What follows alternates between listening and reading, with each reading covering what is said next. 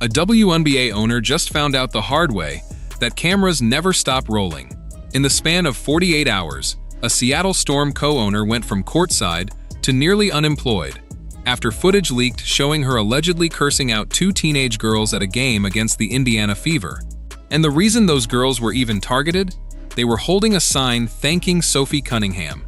By the end of this video, you'll know exactly what was said, why the league had to step in within hours, and what this means for Cunningham, for the Storm, and for how the WNBA handles fan controversy going forward. Stick around, because at the 10-minute mark I'm going to show you a detail in this story that almost nobody covering it is talking about, and it changes how you should be looking at the entire situation. This story starts 2 weeks before the actual incident, with an ESPN profile. Indiana Fever guard Sophie Cunningham sat down for an interview and was asked about the criticism she'd been getting online.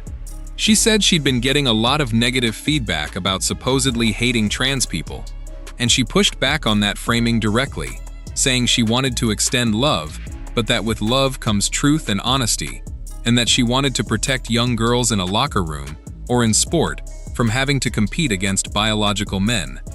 That comment did not stay contained to one interview. It spread fast, and it split opinion right down the middle, the way anything touching transgender athletes in sports tends to do right now.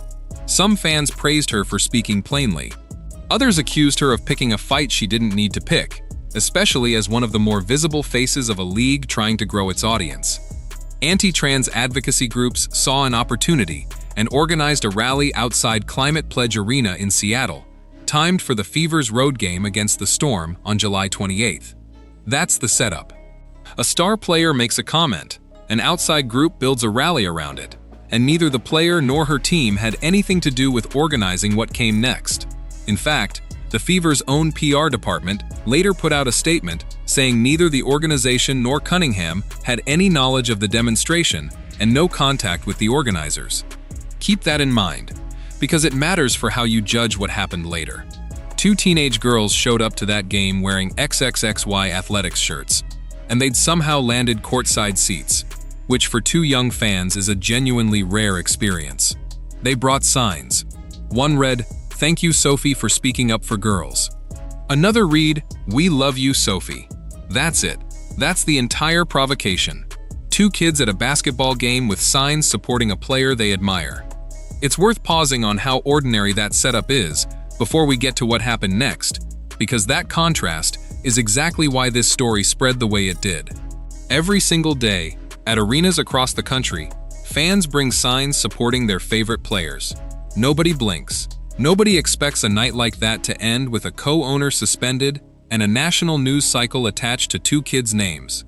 The rally itself outside the arena drew a mix of supporters and counter-protesters, and by the accounts that have circulated since, the atmosphere inside Climate Pledge Arena that night was tense well before tip-off, with fans wearing competing signs and gear on both sides of the debate seated near each other in the stands.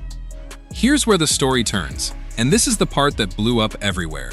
According to independent Seattle journalist Brandy Cruz, who was there and later interviewed the girls directly, Seattle Storm co-owner Celeste Keaton approached the two teenagers during the game. The girls say Keaton first told them that Jesus loves everyone, and that she hoped Jesus would forgive them for what she considered a sin, and then, according to their account, escalated into cursing at them, allegedly calling them, quote, insane, and telling them to stop what they were doing, using language a lot rougher than that. Cruz said that by halftime, one of the girls was in tears and described how excited they'd been for a once-in-a-lifetime seat, only to have the night turn into something they didn't expect. One of those girls, Annalie Wilson from Wenatchee, wasn't new to this fight either. She'd previously spoken out after losing a track meet to a biological male competitor as an 8th grader, which is part of why this particular confrontation hit as hard as it did online. It wasn't just owner yells at fan. It was owner allegedly targets a teenager who'd already been through this exact debate once before, in a much more personal way. And it didn't stop with Keaton. Additional footage that circulated afterward, distributed through Fox News Digital, showed the girls being mocked by other people in the stands, including a grown man who appeared to refer to them as trash, saying, quote, "Security, take the trash out."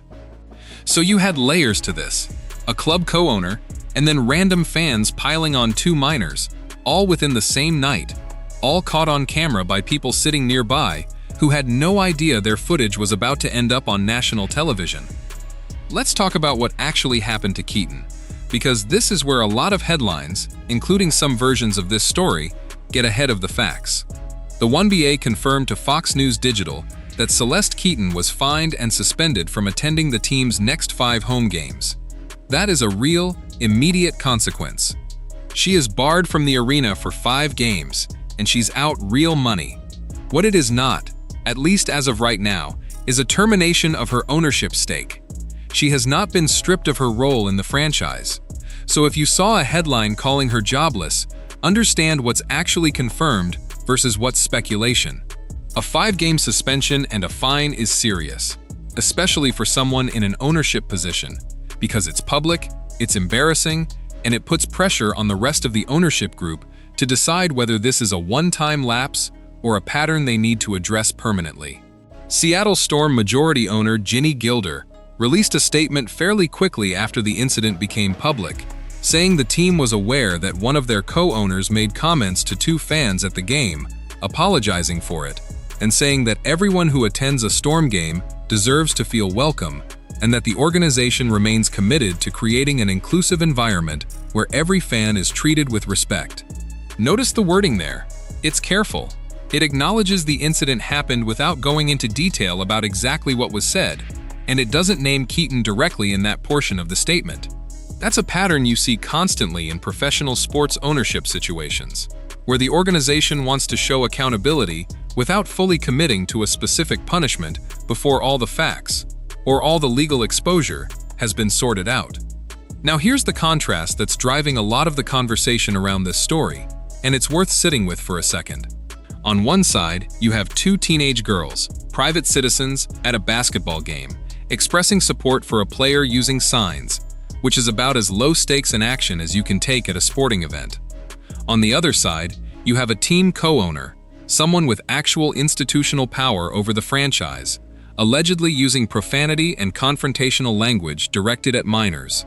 Whatever you think about the underlying debate over transgender athletes in women's sports, and this video isn't the place to settle that debate. There's a pretty basic mismatch in power here that a lot of people online immediately picked up on. Even voices well outside the sports world weighed in. Author J.K. Rowling, who has been a prominent and controversial voice in this exact debate for years, commented publicly on the incident, amplifying the girls' account and adding fuel to a story that had already gone well past basketball circles into general political and culture war territory. That's part of why this thing exploded the way it did. It wasn't just a 1BA story anymore. It became a flashpoint that overlapped sports media, political commentary, and culture war accounts, all pulling from the same handful of video clips. So where does Sophie Cunningham fit into all of this? Because remember, she wasn't even at the confrontation. She found out about it like everyone else, after the fact, through video circulating online. She addressed it directly on social media the night after the game. She wrote that she truly believes there is a safe space and love for everybody, biological girls, biological boys, trans women, and trans men, and that everyone is welcome at her table, adding that you can disagree and still be kind. She specifically praised the 2 girls for standing up for what they believe, and closed her post with a line that got a lot of attention on its own, saying people would be hearing from her soon, which read to a lot of fans like a promise of a more detailed response coming. That response matters because it shows Cunningham threading a needle. She's not walking back her original Espen comments. She's not distancing herself from the girls, but she's also framing her position as one of inclusion rather than exclusion, which is a deliberate rhetorical choice given how polarizing this entire topic has become. The Fever organization, for its part, tried to stay out of it entirely. When reporters asked head coach Stephanie White about the rally and the incident after the Fever's 105-95 win over the Storm that same night, she reportedly couldn't even offer a real answer, and the team's PR staff stepped in with that prepared statement, distancing the organization from the demonstration outside the arena. That's a franchise trying to let its players speak for themselves on a hot-button issue while keeping the team's official position as neutral as possible, which is exactly what you'd expect a pro sports front office to do when a topic this charged lands in their lap unannounced. Now, remember that stat I teased at the start about a detail almost nobody is covering? Here it is. Most of the coverage on this story has focused entirely on Keaton's alleged comments to the girls. But there's a second piece of video, the one showing an unrelated male fan calling the girls trash and telling security to remove them. And that clip has barely gotten a fraction of the attention Keaton's confrontation received, even though it shows a completely separate person escalating the exact same situation independently. That tells you something about how these stories get shaped online. The owner is the newsworthy target because she has institutional power and a title, so her actions get scrutinized and punished through official channels. The random fan has no title and no accountability structure attached to him, so his comments basically vanish from the narrative within a day. Even though from the girls' perspective, being mocked by strangers in the stands was probably just as upsetting in the moment as the confrontation with Keaton. If you're trying to understand the full emotional weight of what those two teenagers experienced that night, you can't just look at the one high-profile confrontation. You have to look at the entire arena environment they walked into, which by all accounts was hostile well before or after Keaton ever approached them. There's a second underreported angle here too, and it's about incentives. A rally like this one, organized by outside advocacy groups around a player's comments she didn't ask to have turned into a movement, creates a no-win scenario for everyone actually playing the game. Cunningham has to respond to something she didn't organize. The Fever have to manage a distraction they didn't create.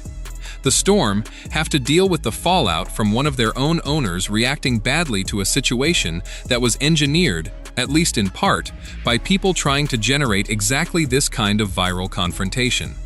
When you zoom out, the individuals with the least actual power in this story, two teenage fans and the players on the floor, ended up carrying the most public weight, while the advocacy organizations that built the rally around Cunningham's comments largely stayed out of the headlines once the story shifted to Keaton's outburst. There's a third angle worth flagging, and it's about the WNBA's response time itself. The league confirmed Keaton's fine and suspension remarkably fast for a story involving a minority co-owner rather than a player or coach, which are usually the parties leagues move quickest to discipline because their conduct is governed directly by player and coaching contracts and conduct policies. Ownership discipline is a murkier area across every major American sports league, not just the WNBA, because owners answer to a board of governors or an equivalent body made up of their peers, not to a commissioner in the same direct way players do. The fact that this moved from viral video to confirmed suspension within roughly a day tells you the league office felt real pressure, whether from advertisers, from other teams, from the Players Association, or simply from the speed at which this story was already spreading across national outlets by the time they had to respond. That speed is itself a story, because ownership accountability in professional sports has historically moved at a glacial pace compared to how fast players get fined or suspended for far less serious conduct. Here's my honest take on this, and I know some of you are going to disagree, which is fine. That's the point of a hot take. I think Celeste Keaton's punishment is too light given what she's alleged to have done. A 5-game suspension and a fine for a co-owner allegedly cursing at 2 minors, one of whom ended up in tears, feels like the kind of response designed to manage a PR cycle rather than actually address the behavior. If a player had done something comparable to 2 fans, the conversation around suspension length would look very different, and probably harsher, and that's worth sitting with. My first reason is the power imbalance I already mentioned. An owner confronting minors is not the same category of incident as 2 fans arguing with each other. My second reason is that this isn't Keaton's first time in a visible leadership role for the franchise, which raises the question of whether this was truly a one-time lapse in judgment or a preview of how she handles disagreement generally. My third reason is that the Storm's own statement, while polite, never actually named Keaton or detailed what she said, which reads less like transparency and more like damage control. Now, the Steelman case against my take, and it's a fair one, is that we're relying on secondhand accounts from the girls and from Cruz, filtered through video clips that don't necessarily capture full context, and Keaton hasn't given her own detailed public account of what happened from her side. People do get things wrong in the heat of a viral moment, and rushing to a harsher punishment before every detail is confirmed carries its own risk. I understand that argument, but I still land on the side that the WNBA's own confirmed suspension and fine already indicates the league found the allegations credible enough to act on. And once a league office moves that fast, it usually means they've seen more than what's public. So here's my question for you. Do you think a 5-game suspension and a fine is the right level of accountability here? Or does an owner allegedly cursing at teenage fans deserve something closer to a forced sale of her ownership stake? Drop your take in the comments, because I guarantee this section is going to split the room. Let's get into predictions, because I want you to be able to come back and check whether I called this correctly. First prediction, medium confidence. I think within the next 2 to 3 weeks, Celeste Keaton issues a more detailed personal statement or apology beyond what the team put out, either because of continued media pressure or advice from the league office trying to close this story out cleanly. We'll know this one is right or wrong quickly, since these situations tend to resolve fast once the news cycle starts fading. Second prediction, also medium confidence. I think the Seattle Storm quietly review or adjust who from the ownership group is permitted to have direct fan contact during games going forward, without ever publicly framing it as a direct response to this incident. Watch for changes in how ownership boxes and courtside access work at Storm home games over the rest of the season. Third prediction, and this one's the risky one, low confidence, so don't hold me to this too hard. I think there's a real chance Keaton's 5-game suspension gets quietly extended or upgraded if any additional video or witness accounts surface that make the original allegations look even worse than what's already public. These stories have a habit of growing once more people who were in the arena that night start posting their own footage. One more thing worth adding to those predictions. Watch how other WNBA ownership groups respond publicly over the next few weeks, even teams with no direct connection to this incident. Leagues tend to move as a group once one franchise gets caught in a story like this, and it wouldn't be surprising to see other teams quietly issue reminders to their own ownership groups and staff about fan interaction policies, purely as a defensive measure, without ever mentioning the Storm or Keaton by name. So what should you actually be watching for next? Keep an eye on whether Keaton attends or is seen anywhere near Storm home games once her 5-game suspension window ends, because how the team handles her return will tell you a lot about whether this was truly treated as serious internally. Also, watch Sophie Cunningham's next few public comments closely, since she teased that people would be hearing more from her, and how she chooses to follow up, whether she leans further into the topic or tries to move the conversation back to basketball, will shape how this entire saga is remembered. In my next video, I'm breaking down the wider transgender athlete debate playing out across multiple women's sports leagues right now, and why the WNBA specifically has become one of the biggest flashpoints in that fight, including a stat about locker room policy changes that almost nobody is reporting on yet.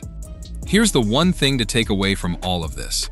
A basketball game turned into a national story, not because of anything that happened on the court, but because of how the people around the court chose to treat 2 teenagers holding signs. If you want breakdowns like this every week that actually dig past the surface headlines instead of just repeating them, subscribe, because I go deeper into these stories than almost anyone else covering the league right now. Last question for the comments. If you were in Ginny Gilder's position running this franchise, would you have handed down a harsher punishment than a 5-game suspension? Or do you think the league and the team got this one right? Let me know below, and I'll see you in the next one.